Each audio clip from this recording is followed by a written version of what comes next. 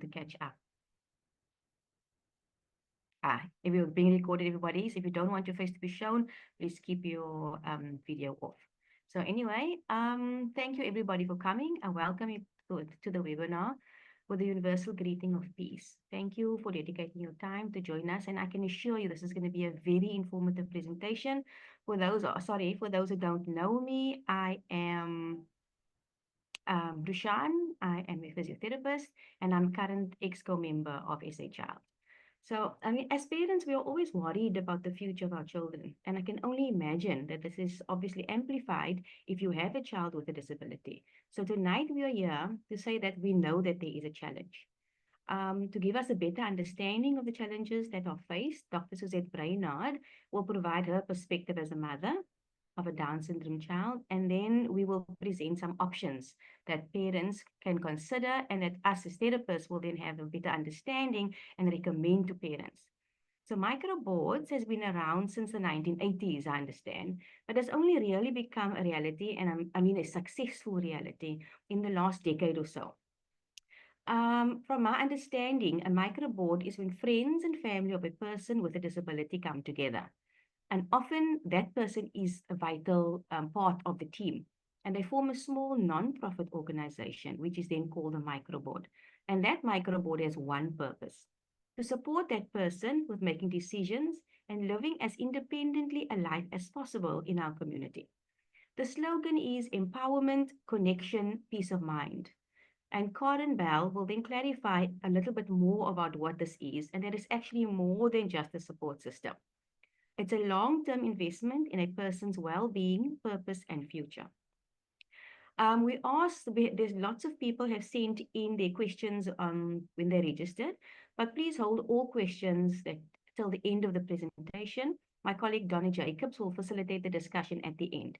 If there are other questions that you think of during the presentations, please don't hesitate to put them in the chat, and she will also have access to that and discuss that at the end. But for now, let me introduce Dr. Suzette Brainard.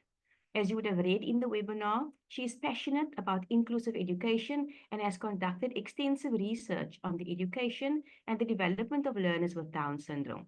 But I think probably her greatest achievement, though, and I say this with the greatest of respect, Sherry, you don't mind that I say so, is raising her incredible daughter, Sherry. Sherry is the only person, apparently in the world, with Down syndrome that holds a tertiary degree and has traveled extensively as the international ambassador for individuals with Down syndrome. Sherry, sorry, Suzette, I hand over to you. Thank you very much. That is not in the world, but thank you very much. I love you telling these wonderful stories. Sherry is the... well, in South Africa, she is the only one. And the big thing, the difference between her and the overseas people is actually the overseas people get a lot of assistance since birth. And in South Africa, we all know the assistance the parents get from birth is nowadays much better. But perhaps some of you are old enough to remember 43 years ago, because then there weren't that amount of assistance. So I think the achievement here is that without much assistance and without any tutor in class and without changing the curriculum and without all the adaptations that they make overseas, Sherry could make it. But it is a blessing from the Lord. It is not a good mother. I think that is, I want to stress that. I love my children. You all love your children. You all love your patients, and that's why you are here. Can I share my screen? Can you? I want to share it, but can you make that I can share it? Okay. Okay, and that is then a slideshow. Okay. Roshan, can you see my screen now? I can, yes. It's still Okay. it's not in slideshow mode, though. I see the slides on the side. What must I do now? Set up show, hide slide, rehearse, speaker notes, set up show. Show. It must be set up show. I don't know. Anyway. Okay. I'll just, it's not that important. It's just a lot of words that I'm trying to add there. I have a lecture. I was also a lecturer. So I do have a lot of paperwork that I put into this presentation. But everything that I read, again, because I'm going through this whole thing of how must Cherie be supported when I am there no more. So this is a practical thing in my life. My husband has already passed away. The one sister is overseas. The other sister is in Johannesburg. We are in Bloemfontein. And Cherie will have to, well, Cherie decided that she's going to stay in Bloemfontein. So when I hand over to, the situation must be in place, and but now when I read this, it said um, but the first thing that I thought of while I was raising Cherie was not to have everything ready forever. You must try to get everything ready for now. But this is an evolving process. We have to make provision for our children. It can't be the same now than in 10 years' time. Our children would change. The people we asked to help us will change. I had a whole system in place when my husband died that if I pass away, what will happen? But that system can't work now because now the children are out of the house, they're married, they've got things in place for every phase of our lives. And I see my internet is unstable. It's been like this. We've got a lot of rain here now in Bloemfontein, of all places. So, okay, so the will. The first thing we all have to have is a will. And I'm going to go there. We all know that. And in your will, you will also specify a guardian. But the guardian might change with time. My first guardian was my sister, but then got older, they are now guardians. But something may happen to one of the older one, and then that will then change. So please help the parents, advise the parents. I'm not I'm an educationist. So, but if anybody can read. So, and because I've gone through this, I know my things have changed. So where the parent is now, please have a will in place and have a guardian in place. The guardian, you won't be able to nominate for the next 50 years because you know you're not going to know what's going to happen. And then the guardian and the assets and things like that. That's not our problem. The biggest problem is actually who's going to look after the child when something happens, and that person also something happens. I must tell you, in my life, I still have the most wonderful lady. She's my domestic worker, but also my best friend. So when my husband passed away, the first thing I did was I got somebody to teach her drive. So my children has to get to schools. So you have to be practical. If the person that there must be somebody who will drive your children to school, to their places.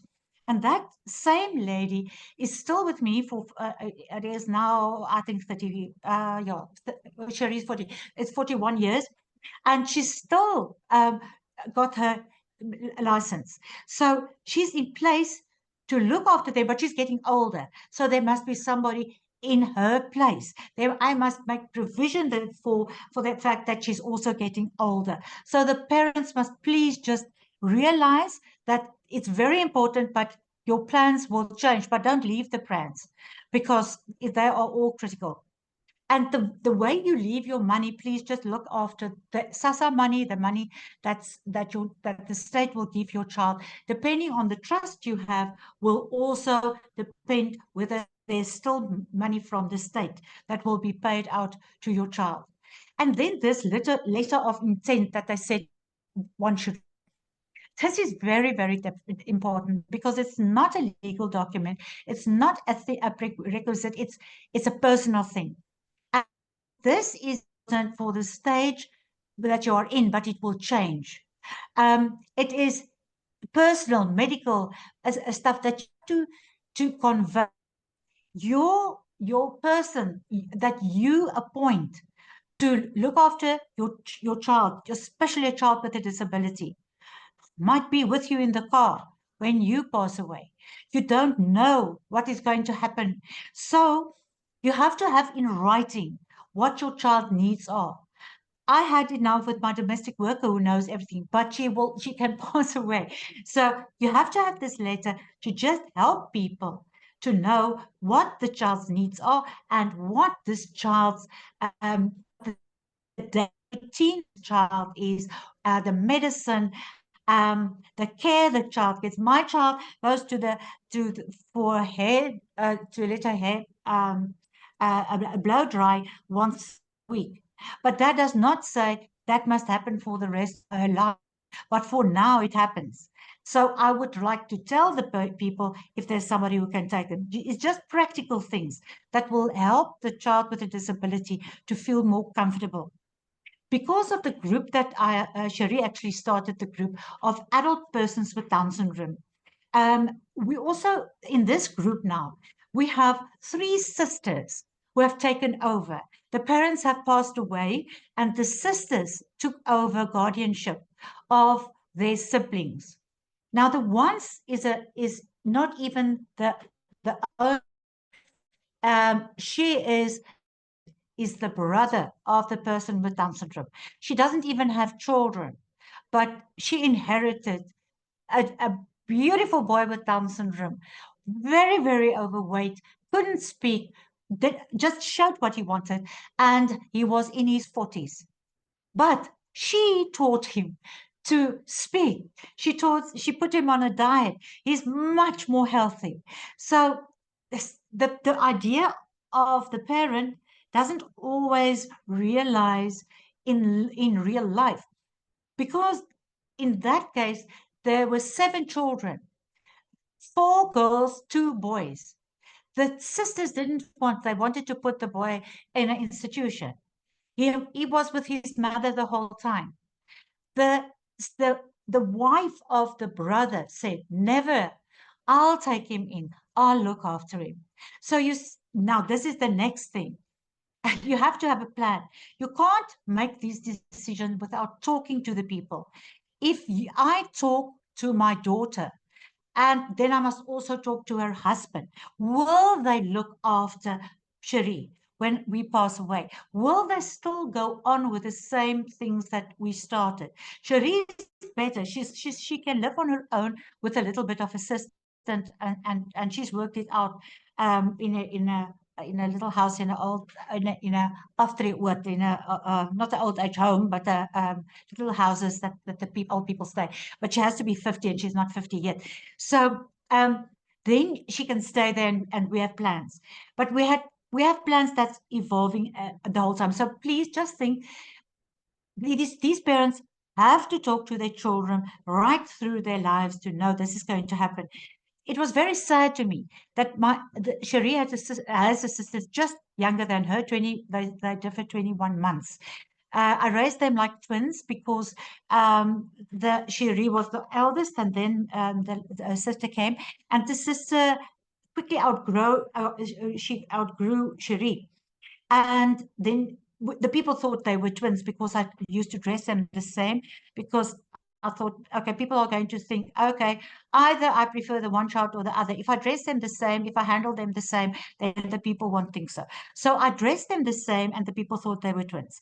We always laughed about the twinship. Now this twin of her, she always knew that this was the sister that would look after her if we weren't there.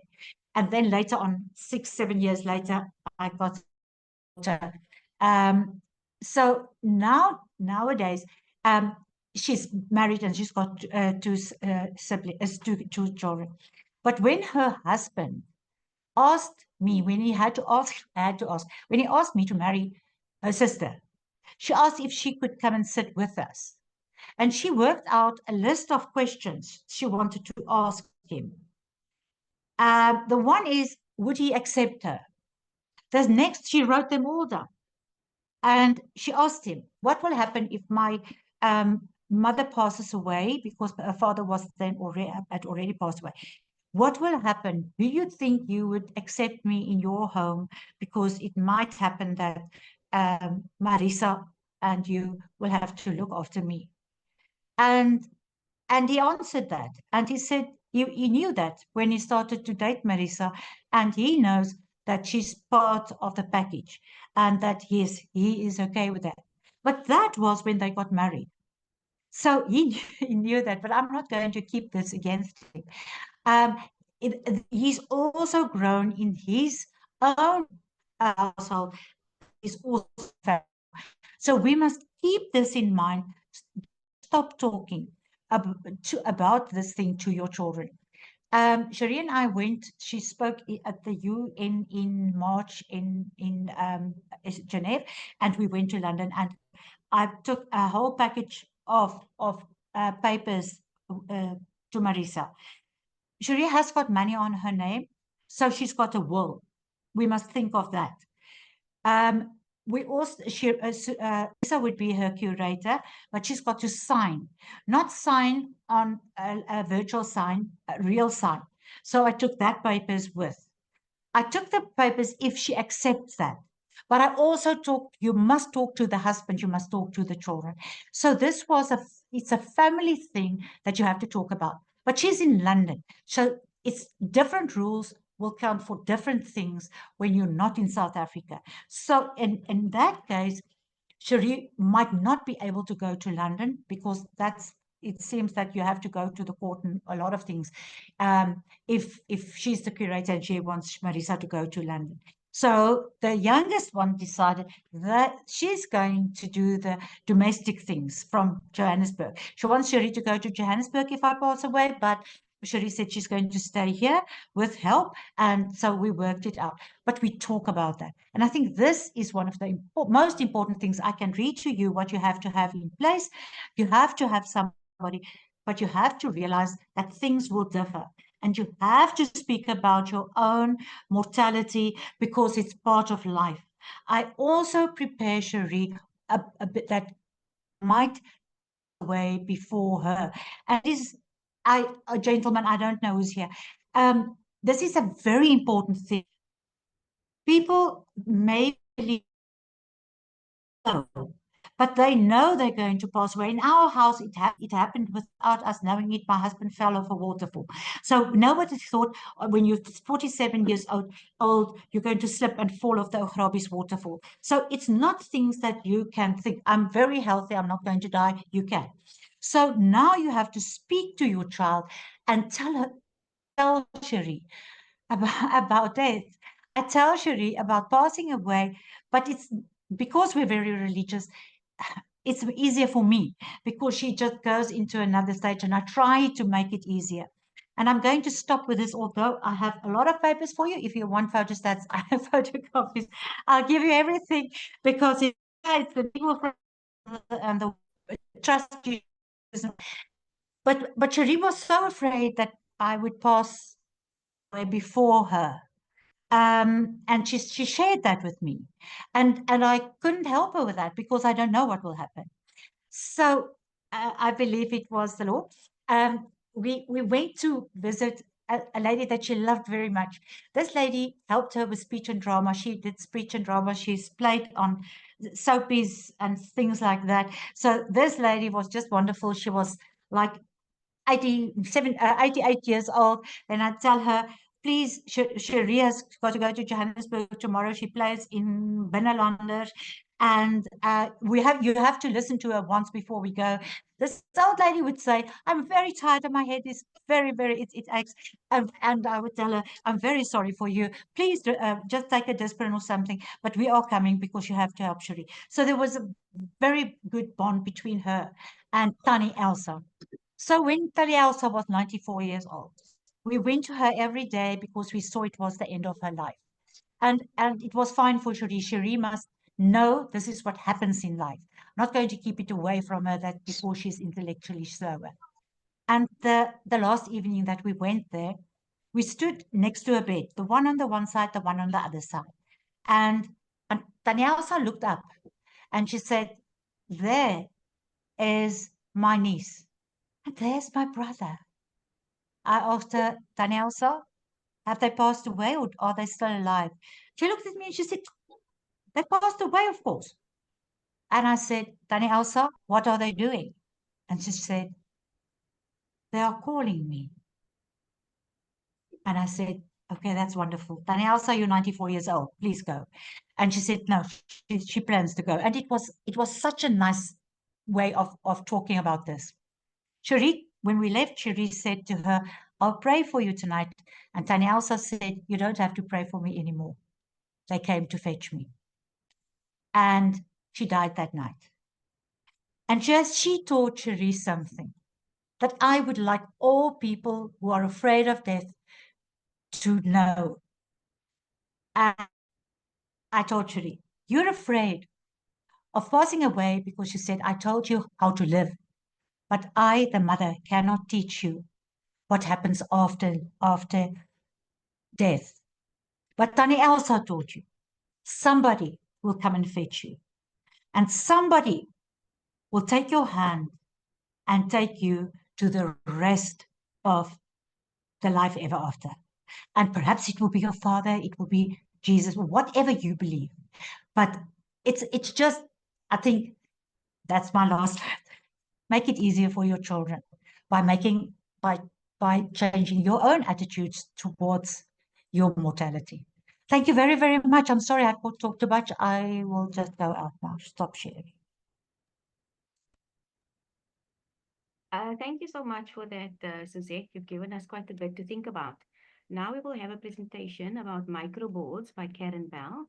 She is the Executive Director of Microboards Ontario with over 2 decades of progressive experience in the developmental services sector. Formerly a senior leader at Community Living Toronto, she has a strong background in communications, government relations, and both strategic and operational planning. Karen has contributed her expertise at both local and provincial levels, chairing sector-wide committees which are focused on communications and marketing, and plays a key role in unified advocacy efforts.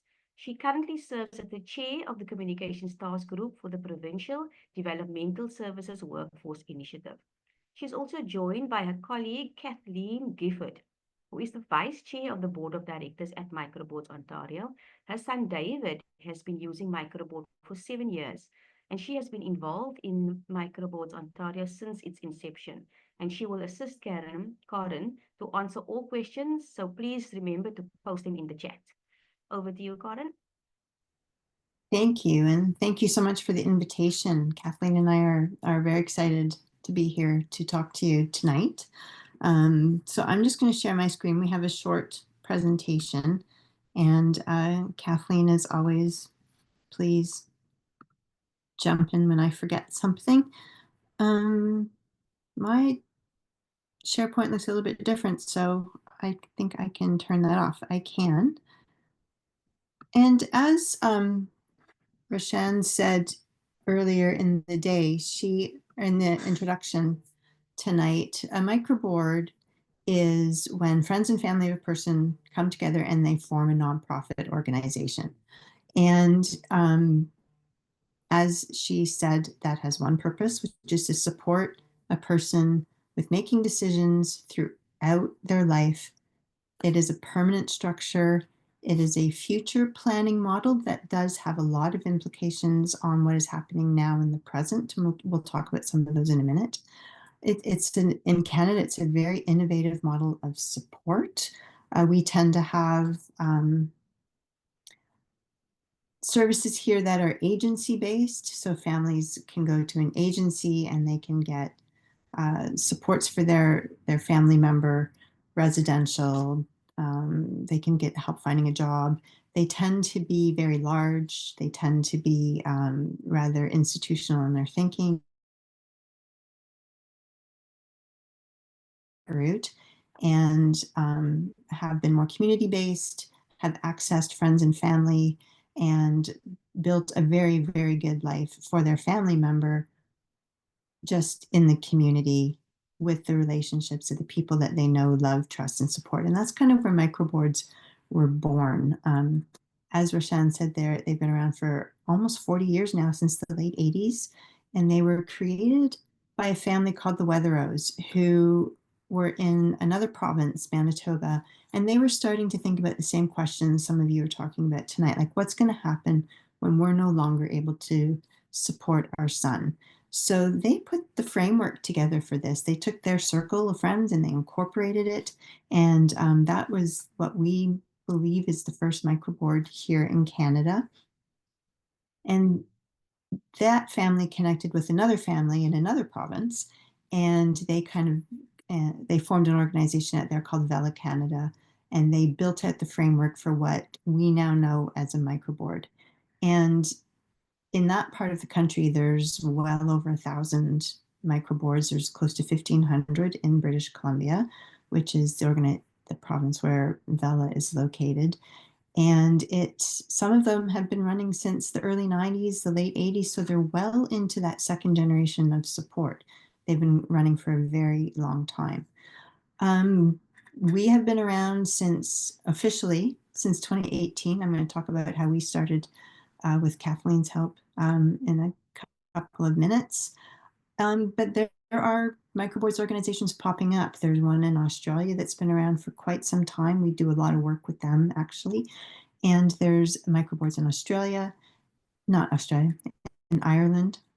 And they're starting to pop up as well across the United States. We've had a few conversations with a couple of states there that have started them up. So they're becoming an increasingly popular future planning support for people who have a developmental disability or just need support with making decisions in their life on a daily basis. So I'm just going to go through this often answering questions that we often get. And one is, why would I want a microboard? And I think we've touched on that a lot. It's because of the sustainability of it, because families can share the responsibilities of supporting a person amongst the microboard members, because the person, their goal, their life, what they would like to achieve in their future is the crux of what a microboard is. So it is front and center, and that person is supported to make decisions that help them achieve their goals and live their best life with the people they know and love and trust around them. It also provides a really solid foundation for that next generation. As parents are no longer able to provide support, then we know often that support for a person with a disability falls to other family members, often siblings, cousins, that next generation. This is where a microboard is really, really great because it gives them that security. And we're going to talk about that as well in a minute. And it also helps build confidence, skills, and a sense of autonomy and independence for the person who is at the center of that microboard. And I'm going to talk about that as well. It's also a supported decision-making model. The person who the microboard is for is often encouraged to be a member of their microboard. All of the decisions that are made are done from a supportive lens. So it protects their freedoms, it protects their rights as individuals. There's no authority of the microboard over the person. Everyone is an equal, kind of sitting around the proverbial table. So everybody has an equal voice. Everybody has an equal right to express their opinions, and the person at the center is given the biggest voice and the biggest ability to express what it is that they want. In Ontario, we have a decision-making framework for people who need help with decision-making called the Substitute Decision Makers Act. I'm not sure how things work in South Africa, but here, that substitute decision-making legislation is all about kind of taking people's rights away while protecting them. It's kind of ironic how it actually works. So a microboard provides a really good alternative to the legislation we have here that can really impede a person from living the kind of life that they want to live. So one of the things that was done when microboards were created back in the 80s is they trademarked the microboard name. And they trademarked it because they wanted to be sure that people who were building microboards were doing it based on a set of values. And these are the values on your screen. And I'm happy to share these slides if they're of interest to anyone. The first and most important one is relationships. We all know that's true in our own lives. It's our friends who we turn to for advice, decision-making, an opinion, help with making a decision. So relationships really form that foundation. Relationships in a microboard are reciprocal. No one on that microboard is paid. They are all there because they want to help. They want to support that person with living their best life, and they're committed to them because they care about them. Second one is everybody has the capacity for self-determination. We all know that people, whether they use words or not, no matter what communication streams they might have in their life, they can tell you what they like, if they don't like. They can tell you quite easily if they like someone, if they don't like some, all through their body language, how they respond, how they interact. So a microboard recognizes that even if a person doesn't use words, even if a person uses alternative forms of communication, they can still have a very active role in helping make those decisions about their own life. As I already mentioned, it's a decision-making tool that is shared and that is equal around that table. And then the last one, everyone wants to be part of the community. Everybody wants to be valued and respected and contribute to the community. So they should be given every opportunity to be able to do that. So what does it look like? A microboard generally has at least 5 unpaid people who know and love that person. As I mentioned, they're unpaid. They're there because they care about the person and they really want to see them succeed in their life. And we say 5 because often when a microboard starts, it's 1 or 2 parents. Sometimes it's 1 or more siblings. Often the person is encouraged to be a director on their own microboard if they want to be one.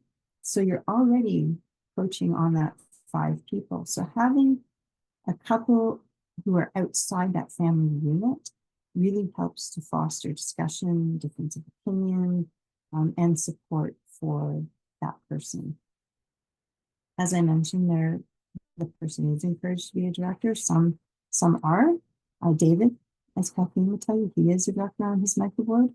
Some don't want to be a member at all. The last thing they want to do is kind of talk about it. So it's really up to them. But the space is there for them if they need to, and they're always encouraged to be. The directors can have a function. It's really great if you've got a doctor or a lawyer or a finance person in your family who can be on the microboard, but they don't have to be. There's a microboard that I know of where one of the directors just likes fixing things around the house. This person lives in their own apartment. So this director just goes and makes sure everything's working. He'll fix a leaky tap, he'll replace light bulbs, he might paint a room, or fix some board around or something on the floor. His role is to make sure that person is living in a safe and nice environment. And there's another one where one of the directors, their role is the director of fun. So they're charged and tasked with coming up with activities for the whole microboard to do together to kind of build that teamship and just to have fun. So it can really vary. We always say each microboard is as different as the person it's created for or who's at the center of it. And so far that seems to be really true. Generally, there's only 1 microboard per person. So 1 microboard, 1 purpose, to support 1 life. There are circumstances, actually there's a couple right now that we're working with, a couple of families where there's more than 1 child or family member with a disability. So how can we help them to create 1 nonprofit structure that still makes sure that each person is given equal opportunity and equal attention to achieve their life goals. But generally, it is only 1 person on the board. So what's the role? The role as I've already mentioned, is to support decision making, support that person with achieving the goals in their life, and often advocating for them if they need it to make that happen for them. Microboard members often assist with building community connections. So one microboard member might take someone out for a coffee once a month and meeting new people, having new experiences, building that confidence to meet other people and live a fuller life. One of its key roles is succession planning and transition. And Kathleen can speak to this. Often one of the first conversations, okay, what's planned for the future? You know, microboard comes to member, what's going to happen when mom and dad are no longer able to support this person? And making sure that there's a plan in place. So microboard members know where that person's going to live. They know how they're going to be supported. They know what it is that they like to do. There's a lot of information sharing with the microboard. So everybody around that table it has all the same information. So everybody knows what the health plan is, what the future residential plan is, what the future support plan is. And because they're a nonprofit, a microboard has a lot the responsibilities, the role and the responsibilities of the nonprofit. So they can hire staff, they can be the employer of record, so they can hire, recruit, supervise, and fire staff. They can receive funding. Funding can go, because it's a nonprofit, can go right into the microboard's bank account and be used to support that person purchase services from maybe a community resource or from another agency. It can manage all of the funding that a person receives. It can sign a contract. So if there's a community service that requires a contract to be signed, one of the microboard members, because it is a microboard, so you often have a couple of signatories, they can sign that contract. They can manage all the supports that are coming into the home, and they can also liaise with different trusts. I know Suzette was talking about different trusts that can be set up for a person. The microboard can connect with those trusts and can advise the trustee how those funds can and should be spent. Microboard can't do the trustee, but it can also appoint a trustee if the parents who usually appoint the trustees are no longer around. The microboard can actually appoint a new one. So what are the benefits to the person who's at the center of the microboard? Well, there are many, it turns out. A few years ago, a university in British Columbia, one of our Canadian provinces, they did a study on what the impact of the microboard was on a person's social capital and quality of life, is what they called it. And these are the actual outcomes. So a person has a greater sense of independence and autonomy because their life is being supported and their goals are being supported by this group of people who care about them. Family members also say they often learn things about what their child wants for their life, because often stepping beyond that family dynamic makes a person feel empowered to express what it is they would really like to do, where they might not feel as confident expressing that just to their parents and their sibling or their immediate family. All the supports are based on their interests. So and as microboard members do change over the years, things are culturally appropriate, they're age appropriate, they're based on what that person's stage of life and interests are at that time. So it's a very organic thing as well, because what person is interested in at 20 isn't necessarily what they want to be doing at 40. People feel more connected to the community because they've got that group of people around who are introducing them to new people, new experiences. They have a better relationship with the members in their community. It expands the number of people in a person's life because of those experiences and because of that commitment to connecting them to their community. And it also reduces the chance of a person going into crisis. As Rashan said, I worked for an agency for a long time, and I saw what happened multiple times when something tragic happened in a person's life, like the parents were no longer there, the sole remaining parent was no longer around. And there's a person I knew who, within the span of a week, had to leave the home he had been living in. He had to move in with a group of people he didn't know, and had never lived with others before other than his family. He couldn't go to his job anymore because he wasn't living anywhere near his home. His life really changed really, really dramatically, and it was heartbreaking. And that's because there wasn't that plan and that support in place, because you don't always know how life's going to hit you. So with the microboard being there, there's that group of people who know everything. They know the health plan. They know the residential plan. They know what that person likes, what that person does. They know the schedule. So the stability is there and reduces the chance of that crisis happening. Kathleen, feel free to jump in. They're probably getting tired of hearing me. And what about the family? And there's a lot of benefits that we see every day for families of people with a disability who have a microboard in place. It answers that question: what's going to happen when I'm no longer able to be around, when I'm no longer the primary support for my son or daughter? And because the microboard is functioning now, those responsibilities that family members, and Kathleen can speak to this much more eloquently, can be shared, which reduces some of this stress and attention in their own lives, which allows them for a bit more balance in their own lives as well. And I think the biggest thing we're seeing with microboards is siblings, is how, and here in Canada, we're seeing a big shift in that next generation of family members who are moving into that primary support role. And it can be overwhelming. It can be intimidating.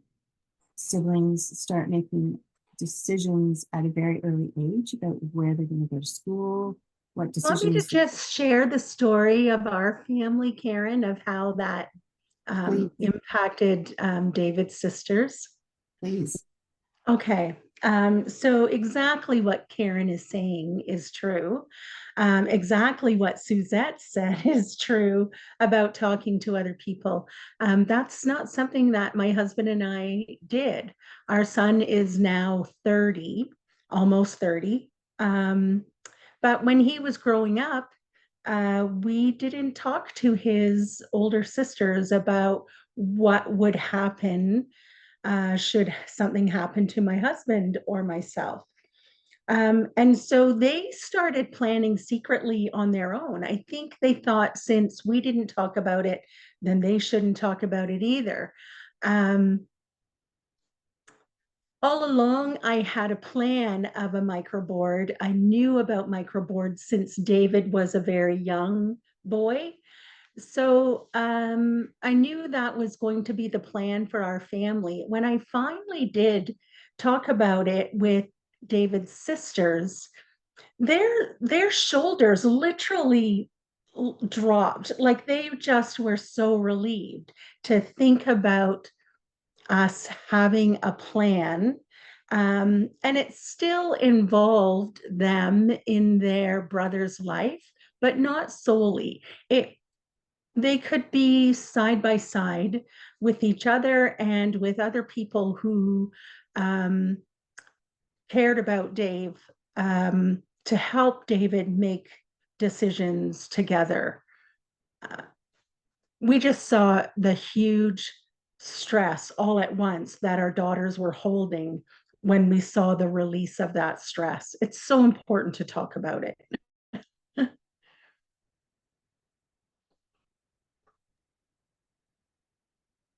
Do you want to talk a little bit about David's microboard? Because I think the only slide I have left is how we got started, which you'll know more about than I do. Yeah, so when I was wanting David's microboard to get started, I was invited to a group. This is where Microboards Ontario and David's microboard down the lane with David sort of ran parallel in lanes. So I was invited into a large group of people who were researching microboards. As we started researching more and learning more, I knew without a doubt that that's what our son needed. So we started gathering people in David's life to ask them about a microboard. And kind of an amazing thing happened. First of all, nobody said no. People were thrilled to be asked to be part of David's life in a tangible way. Microboards Ontario was getting to the point of beyond research and was going to be forming a board. And so the people that were involved in that group brought some gurus in. Linda Perry from Vela Microboards in BC, and Brendan Pooran from Pooran Law, who was actively pursuing and researching this group. He talked about legal aspects. So I was able to invite the members, potential members of David's microboard, to this huge information sharing session that just allowed some peace of mind, I guess, for my husband Terry and I. We had help explaining what this was going to look like for David, what it looked like for other people. We heard other family stories.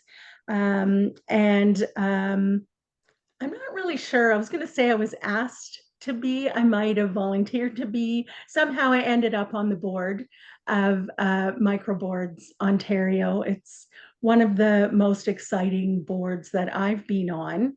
Microboards Ontario incorporated just a few months after Down the Lane with David incorporated. So our growth has continued, although very differently, our growth has been exponential.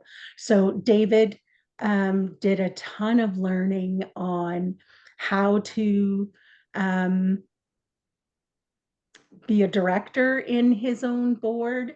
The other board members learned how to be directors and work together. Microboards Ontario started figuring out, okay, do we want to be about awareness for people? What do we want? What do we want to achieve? And so we've done huge awareness growth. It's part of why I'm so excited to be talking to you all today, is sort of an aspect of that growth that we've done around awareness, approaching the ministry and the government about people's rights, people who have disabilities, their rights, trying hard to change some of the laws around substitute decision-making, trying to make it more supportive decision-making. So it's been a wild ride for the last 8 years. I think what's been most amazing is how my son David is nonverbal, but his voice is the biggest one in his microboard. I think it's the most beautiful thing when I see a group of people committed to my son sort of lean in and wait for those whispers or those nods or indication that they're getting it right for David's life. I don't know really what more I can say at this point, except that I am open to answer questions. And am I missing something, Karen? No, I don't think so. Okay. That's it in a nutshell. So I think we could answer questions if there are any. Yes, thank you both to Kathleen and Karen for your exceptionally informative presentation. Often the person here is surrounded by a support system, but this is not usually a structured entity, as you have explained that the microboard is. Usually we find that the parents carry, all the responsibility, and often even decisions are made for that person because we think that we know what is best, and which is not, what the microboard is all about. So it is something definitely that we should consider in South Africa. And obviously with your guidance, we will look into this even as members of SA Child. I will hand over to Donna now, who is going to do some of the questions. Thank you, Dee. Thanks, Shoshana, and thanks again to the speakers for a really informative talk. We've had a few questions come through when the registration took place. Some of the information has been covered already, but one of the main questions that has come up, some relating to long-term, some are a bit more short-term, but one popular one is, Suzette, I'm not sure if maybe you could answer this or anyone that's available, just how to go about establishing a trust fund for your child. Yes, I can. This is part of my package of papers. Perfect. They can just Google it. It's very easy, but I think it's better to get an attorney. Do get an attorney. If you're going to do it on your own, you're not going to do it correctly. So please, I did talk to an attorney before I got all these papers, but everything is out there on the social medias and on Google. But get a good attorney, and a young one will perhaps outlive you. So that's what I see. My attorney is as old as I am. So just think for yourself. You're going to pass away and this person will have to take over. So a young attorney who still cares and perhaps who can even help other people with intellectual disabilities. So what we are going to do in our group in the Free State in Bloemfontein, we have one lady who already also has an attorney in Bloemfontein. My attorney is the one that's coming with me for years now. So he just changed everything every time. But I'm going to ask her to bring her attorney to one of our gatherings so that he can talk and just explain. But it's actually, you don't have to pay for the explanation. The explanation is all on the papers. Then you go to attorney with enough knowledge. And then you have the questions to answer. You don't know what to ask. So it is the one that the legal framework says to what trust you have to take. There's only one trust that you can take. Special trusts, not a first party trust. A first party trust is the one that you should take. But everybody's circumstances differ. If there's any money on the child's name, you have to take a certain trust. And then if the money is coming from you, it's another trust. So I can give them a name of my trustee, but I think they should get one near to them. We'll walk the road. Thanks, Suzette. So really important to empower yourself with that information before going to an attorney so that you have an idea of which questions to ask and what applies to you, it seems. Kathleen and Karen, I'm not sure if you'd like to add anything to that. I can even send this thing that I worked out to SA Child, to Gillian. And then Gillian, if somebody wants it, Gillian has it. It's a summary of the things that I found. So if they want to, so just read through it before they go to the attorney. Okay, great. That would be amazing. And then we could maybe just distribute it to the participants who have registered for this this webinar. Also, something which came up was just advice that can be given to parents who have children with complex needs and maybe don't have access to finances beyond that of a disability grant. Do you have any advice for those types of parents? I can also come in here. There are people doing this pro bono. They do it as for people who do not have money. You have wonderful attorneys. They're not all that just after our money. So you know, I don't know where this person is, but if you know a good attorney, ask that person if they know somebody who would do this pro bono.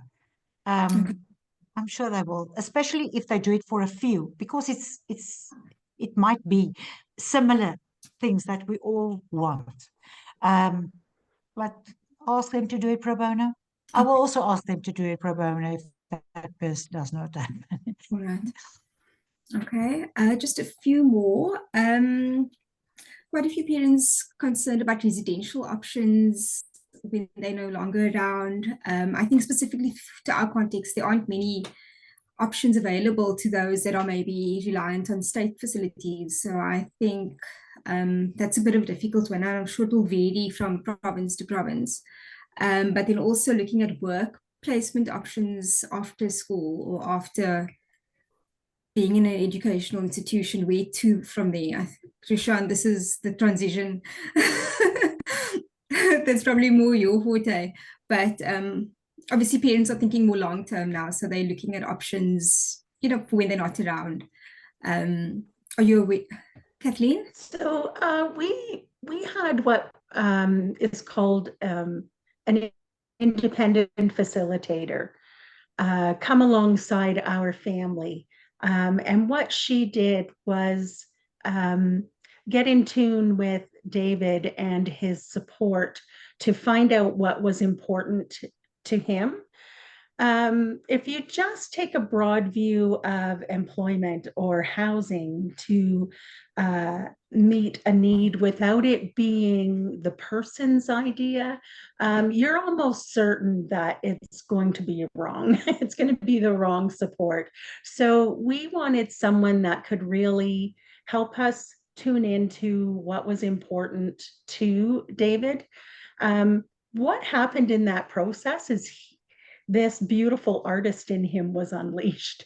And I'm sitting in his studio now. So he paints. That's what he chooses to do for vocation. He's telling us where he wants to live, what town he wants to live in and stuff. It's kind of a slow process, perhaps because David is nonverbal, but we're really trying hard to hear his voice in every step of it, so that the lasting power is there. When we get it right, he's in the house he wants, with the support he wants, doing the work that lights him up like we all want to have. Thanks, Kathleen. As you know, Rishan, it's not that we don't really have that around here, and work facilities is a big problem for us. So you still have the residential care centers where they go for the day and work. Mostly they go back home. That can be, you know, any disability. It can be a rather a person with a lot of problems, and in Bloemfontein now we still have the residential care.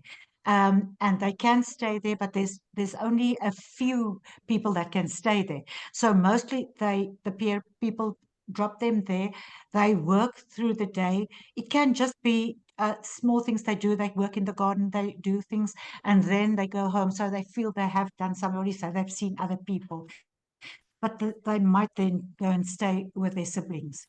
In Cherie's case, I have my mother's retirement home. So she's going to stay in a little house on her own, but that's not viable for the most of the people. They don't have that.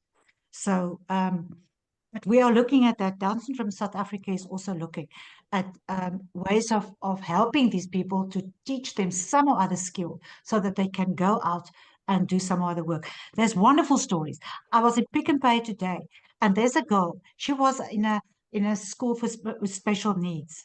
And she used to do the packing, just the packing. And it was a wonderful job for her every day.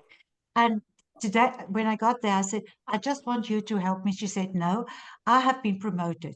I'm working at the till now, and I can handle anything except money. So if people buy with cards, I can do that. So people, let's just smile and say there's hope. I looked at that girl and I said, I'm going to tell the world about your job that you got today. So look around you. There's still beautiful messages. Even if your child is a packer at Pick n Pay, Checkers, whatever, it's okay. He'll work himself or she'll work herself out.